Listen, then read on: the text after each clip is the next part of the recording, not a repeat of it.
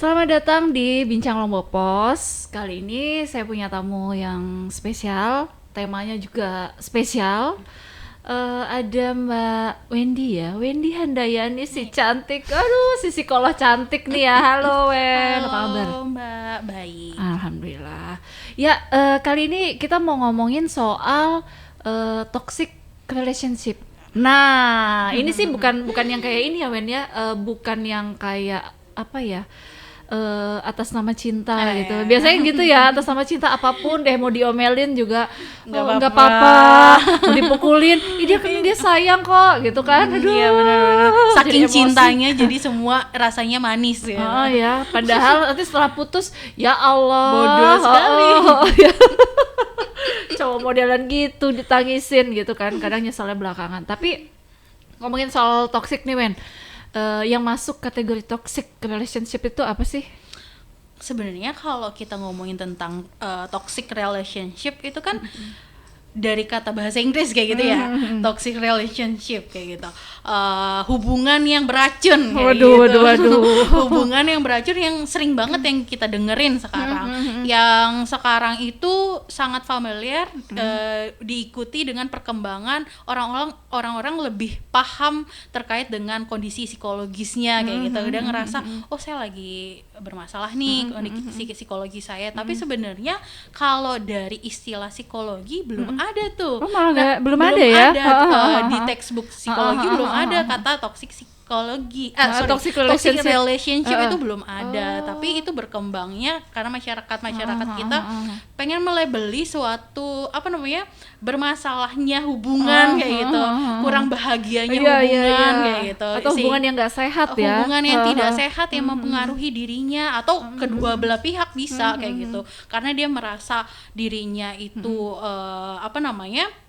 ditindas misalkan, salah satunya dia menyebabkan dirinya stres, terus habis itu dia merasa kesehatan psikisnya kurang, dia terluka psikisnya atau emosionalnya itu terluka, ataupun terlukanya fisiknya kayak gitu. Bisa juga terkadang juga PD-nya, kepercayaan dirinya jadi kurang kayak gitu, menurunnya kepercayaan diri, terus habis itu konsep dirinya tuh buruk, dia ngerasa dirinya kurang baik karena tadi banyaknya dikritik kayak gitu, kritiknya kurang baik, cara mengungkapkannya, diejek kayak gitu tuh salah satu hubungan yang toksik katanya. Toksik.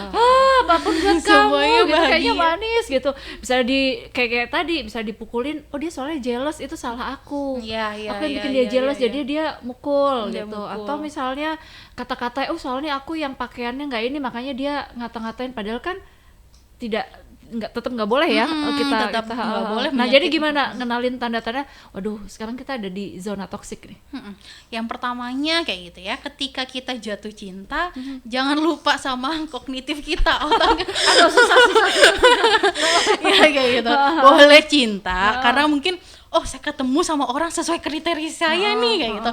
Apapun dia, belum sampai ngenal sifatnya, belum sampai kenal lingkungannya kayak gitu, sudah karena kriteria saya dari segi fisik, segi pokoknya yang penampilan di awal kayak gitu tuh buat dia jatuh cinta kan. Jadinya itu pertama, boleh kayak gitu, boleh karena sesuai kriteria, boleh nih kita suka kayak gitu, tetapi dilihat juga bagaimana kepribadiannya, bagaimana sikap, sifat dan lingkungan yang membentuk diri orang tersebut kayak gitu. Pasangan kita itu bentuk dia yang seperti ini, bagaimana lingkungannya yang bentuk dia. Terus setelah itu kalau dari John Gottman gitu ada 4 kriteria yang kita bisa lihat hubungan kita akan berjalan baik-baik aja atau tidak kayak gitu. Ada 4 yang perlu kita pahami kayak gitu. Yang pertama, kritik kayak gitu. Bagaimana pasangan kita mengkritik kita? Sebenarnya kan kok kritik sih, kan itu membangun kayak gitu ya.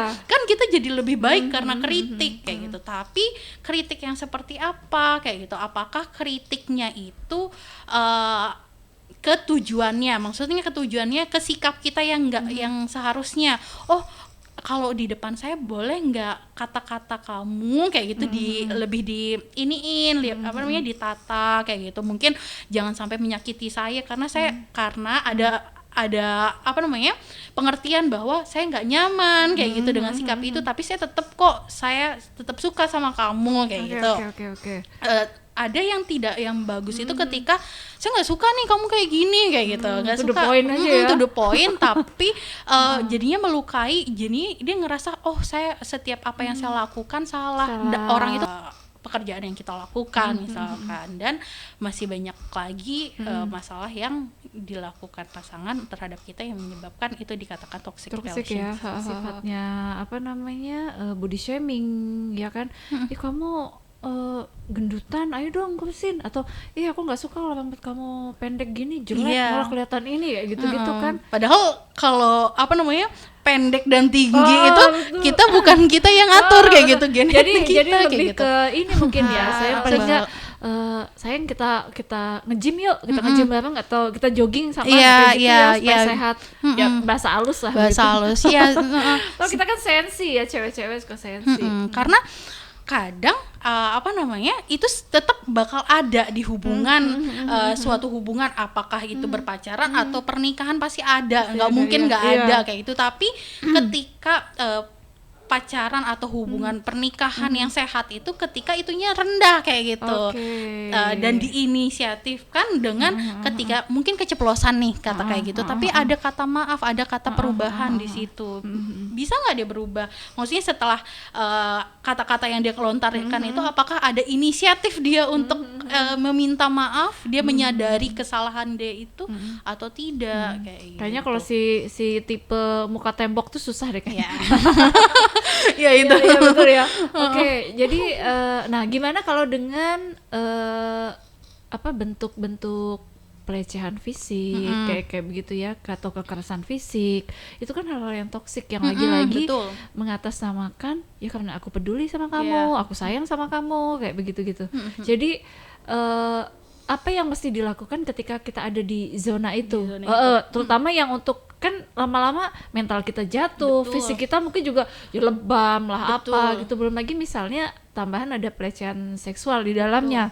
Nah seperti itu. Bagaimana kita cara menghadapi situasi itu ya? Jadinya ya pasti yang utama itu bagaimana cara kita menyadarkan diri kita berharga atau tidak, karena kadang kita nggak sadar kalau kita tuh berharga kayak gitu, tidak pantas untuk disakiti seperti itu kan seperti itu.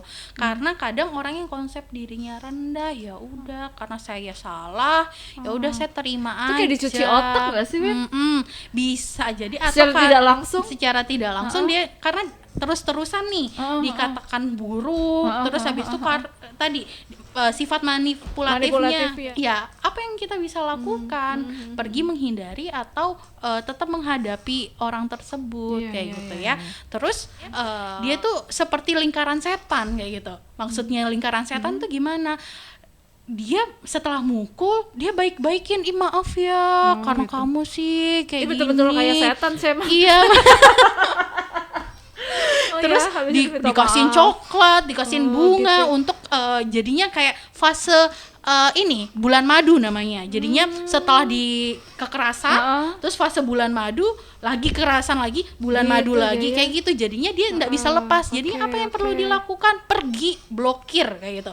Jangan kasih akses dulu untuk bertemu kayak gitu. Jadi mungkin lebih baik ketika dia udah abis dipukulin misalnya kayak gitu, langsung aja pergi gitu ya, sebelum bulan madu nih. Iya, sebelum bulan madu. Nanti kita kalau dikasih perasaan kayak gitu, dikasih emosional yang bahagiakan itu, ya kita tetap di situ. Setelah dipukul langsung pergi. Karena ketika sudah dipukul fisik kayak gitu, itu tuh paling sesuatu yang paling paling bahaya bagi kita. Kita pacaran aja, misal itu pacaran ya, pacaran aja sudah pukul-pukul kayak gitu. Bagaimana nanti ke depannya kayak gitu. Kalau sudah berani main fisik kayak gitu tuh sepertinya agak susah kayak gitu untuk dirubah sifat yang seperti itu kayak gitu. Karena dia nggak punya norma untuk ini ya kan, nggak punya norma untuk membatasi dirinya untuk menahan emosi kayak gitu. Oke. Jadi memang sebaiknya kita langsung menjauh aja pada saat kejadian itu terjadi ya. Hati kita lagi sakit-sakitnya tuh kayaknya momen yang pas deh untuk kita menjauh ya. Nah, terus yang aku agak bingung nih ya, si pelaku toksik ini gitu kan, itu ada masalah apa sih dalam hidupnya? Kok bisa Demen banget gitu? loh, demen banget nyakitin. Maksudnya ya katanya sayang, katanya cinta, tapi segitunya gitu loh. Iya gitu. Karena mungkin ada 3 hal kayak gitu ya, bukan mungkin, ada 3 hal biasanya terjadi pada diri individu tersebut kayak gitu, yang pelakunya kayak gitu ya. Yang pertama mungkin ada masalah pribadi, maksudnya traumatik masa lalu kayak gitu. Traumatik masa lalunya mungkin disebabkan, oh saya pernah ditinggal nih sama pasangan saya, oh jadinya saya posesif sama pasangan saya nggak mau dia deket sama siapapun, yang laki-laki manapun, misalnya pacarnya cewek kayak gitu, saya nggak mau dia deket sama siapapun, pokoknya dia milik saya, jadinya dia nggak bisa bergerak di situasi itu kayak gitu kan. Terus yang kedua itu biasanya karena lingkungannya, maksudnya pola asuh kayak gitu. Pola asuhnya jadinya kan anak-anak itu belajar dari orang tuanya. Dia melihat orang tuanya bagaimana bersikap dengan ibunya, bapaknya bagaimana bersikap dengan ibunya, ibunya bagaimana bersikap sama bapaknya kayak gitu. Karena bapaknya sama ibunya memiliki hubungan yang toksik mungkin di sini kayak gitu ya. Jadinya dia hal yang wajar dia melakukan tadi kekerasan, misalkan dia pukul ibunya, kayak bapaknya mukul ibunya atau ibunya mukul bapaknya, itu hal yang wajar di hubungan mereka. Jadinya dia lakukan itu juga di pasangannya. Oh saya biasa aja kok ngelihat bapak sama ibu saya. Setelah itu dia Ketika kita ada di fase toksik gitu ya, kadang ya itu tadi nggak tahu ya, kalau cowok mungkin beda lagi ya, tapi kalau cewek toksiknya ya mungkin lebih ke emosional ya, sisi emosional, misalnya dia menyakiti dirinya gitu. Jadi si pasangan mau ninggalin kan, aduh nanti dia aku bunuh diri nih, misalnya gitu kan. Kalau cewek, kalau cowok kan mungkin karena fisiknya lebih kuat, jadi mungkin seperti itu. Tapi pertanyaannya nih, ketika kita ada di toxic relationship, kadang-kadang itu menjadi candu bagi si pelakunya maupun korbannya. Jadi kalau kayak nggak di ini, kok kayak nggak, misalnya nggak dicaci maki atau nggak dipukul gitu kan, dia udah nggak, kok dia berubah sih, dia ini kayaknya kita jadi kayak kecanduan sama ya itu tadi yang disakitinya itu kayak gitu, karena dia ngerasa bahwa ketika disakiti berarti dia disayang kayak gitu, diperhatikan gitu kan ya. Jadinya saya mau di ini dong, apa namanya, kok saya nggak diberi perhatian ketika kamu udah marah, berarti saya nggak diperhatikan kayak gitu kan. Tapi itu kan hal yang konsep yang salah dari otak kita kayak gitu ya. Perlu penanganan, pasti di diri kita yang jadi korban juga perlu penanganan kayak gitu. Bagaimana mengetahui sebenarnya kamu berada di lingkungan yang toksik atau berada di hubungan yang toksik kayak gitu. Gimana caranya ya? Itu penyadaran diri dari keluarga bisa kayak gitu, ketika dia bercerita, tapi kadang dia susah untuk bercerita di keluarga. Betul. Kayak gitu ya, dia lebih menutupi, sebenarnya dia sadar tapi dia ya udah kayak gitu. Mungkin balik kayak tadi ya, lebih ke suatu saat dia bakal berubah kayak gitu ya. Ya kalau tidak bisa menangani diri, sebenarnya sadar bahwa dirinya itu salah, ya konseling lah kayak gitu, konselor lah, psikolog lah, untuk bisa menangani, mengetahui ada konsep di otaknya yang salah nih terkait dengan pandangan ketika memiliki hubungan romantis kayak gitu. Nah, jadi hubungan yang sehat itu kayak gimana, Wen? Kalau hubungan yang sehat tadi kembali lagi ketika kita melihat 4 aspek yang dari Gottman tersebut kayak gitu. Bagaimana kritiknya, bisa nggak kritiknya itu membangun tetapi tidak menjatuhkan kayak gitu. Ketiga, defensif, ada nggak defensifnya kayak gitu ya. Ketika dia diberitahu sama pasangannya, bagaimana sikapnya kayak gitu. Apakah menyalahkan balik atau tidak? Sebaiknya tidak menyalahkan balik, tetapi menyadarkan bahwa oh iya ya saya salah, seharusnya saya lakuin apa nih kayak gitu untuk hubungan kita lebih baik kayak gitu. Atau pandangan bahwa oh sebenarnya saya ngerasa itu nggak salah kok, tapi menurut kamu bagaimana? Jadinya ada timbal balik, ada komunikasi kayak gitu untuk bisa menyelesaikan masalah tersebut. Yang ketiga ya tadi, yang jangan jadi walling kayak gitu ya, jangan jadi batu, jangan jadi tembok ya. Jangan pagah. Jangan pagah kayak gitu, jadi orang tuh jangan pagah kayak gitu, dengerin kayak gitu, bahwa yang perlu diketahui masalah yang tadi di hubungan itu kayak gimana, bagaimana cara kita nyelesainnya, jangan cuma diem doang, jangan mendot doang Mendot doang ya. Terus habis itu yang keempat ya tadi, jangan mencaci kayak gitu. Kalau misal ada yang kurang disuka dari fisik pasangan, bagaimana caranya? Oh yuk kita olahraga bareng, kalau terlalu ini nih gitu ya, agak gede kayak gitu, agak berisi kayak gitu ya, yuk kita olahraga bareng yuk kayak tadi. Utamakan dulu untuk tidak bertemu dulu kayak gitu. Tadi blokir dulu, karena kita perlu jarak dulu untuk bisa move dari orang tersebut, bisa lepas dulu kayak gitu dari orang tersebut kayak gitu. Lepas dulu, setelah itu barulah kita lihat ke diri kita kayak gitu. Sebenarnya masalah yang kemarin tuh apa, menyadarkan masalahnya apa, kenapa sih kita nggak bisa menyadarkan, kenapa kita nggak bisa sama-sama dia kayak gitu. Kadang kita karena nggak tahu alasan kita pergi itu untuk apa, cuma dia pukulin saya, udah saya pergi. Nah, penyadarin diri dulu, oh dia itu perilakunya seperti ini nih, dia tadi emosinya nggak stabil. Ketika dia tidak stabil emosinya, bisa nggak saya berjalan ke depannya sama dia ketika emosi itu tidak stabil? Apa yang akan terjadi ketika saya tetap berada di hubungan itu? Menyadarkan diri dulu, ketika hubungan itu tidak baik, disadarkan dulu kayak gitu. Karena apa alasannya? Karena kadang nggak ada alasan, bingung jadinya. Kamu ninggalin aku kenapa sih? Cowok juga ikut nanya ya.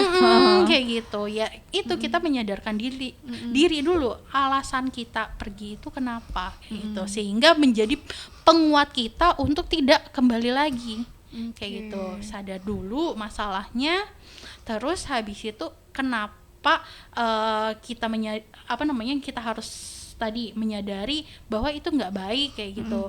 Karena ya tadi kita punya kita punya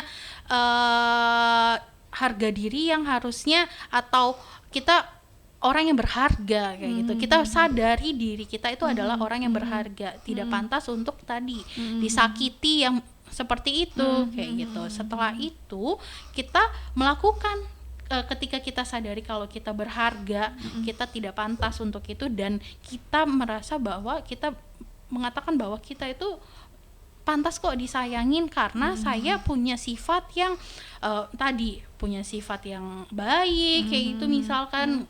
Kalau kita misal memang ada kurangnya, berarti kita untuk untuk fase merubah diri kita, maksud di sini untuk menjadi lebih baik kayak gitu. Oke, saya akan tadi melakukan kegiatan-kegiatan yang bisa merubah diri kita, kepribadian kita atau sifat kita kayak gitu. Nah, setelah itu melakukan kegiatan-kegiatan positif lainnya untuk menyibukkan diri kita sehingga kita lebih produktif kayak gitu. Terus habis itu setidaknya mengurangi pikiran kita kepada pelaku tersebut. Ya pasti ada aja pikiran. Kan? Begitu lewat di sini, dulu tempat aku sama dia gitu. Tapi setidaknya dikurangin iya, betul. Pikirannya. Iya, jadi memang nggak ada kata kompromi untuk toxic relationship, apapun bentuknya. Kita adalah kita mesti mencintai diri kita dulu, kita ya. Berharga. Ya, supaya nggak kita dilecehkan dalam bentuk apapun ya, dalam bentuk entah itu verbal maupun visual, mungkin seperti itu, ya. Ya, betul. Saya agak gemes kalau bahas soal ini, apalagi kalau ngelihat di medsos banyak banget kan kejadian yang kayak begitu. Dia sampai dipukulin, dia sampai bahkan ada yang sampai dikata-katain, yang bikin mentalnya tuh down, ujung-ujungnya gitu. Bunuh diri lah atau segala macam kan. Kasian ya. Jadi kalian semua itu pantas untuk dicintai ya. Oke, kalau gitu Wendy, makasih waktunya. Terima kasih, Mbak. Sudah banyak membuka isi kepala kita dan pikiran kita bahwasanya hubungan yang sehat itu memang hubungan yang layak dan sama-sama bikin kita nyaman dan bahagia. Oke, sampai ketemu di Bincang Lamuk Puas selanjutnya. Dadah.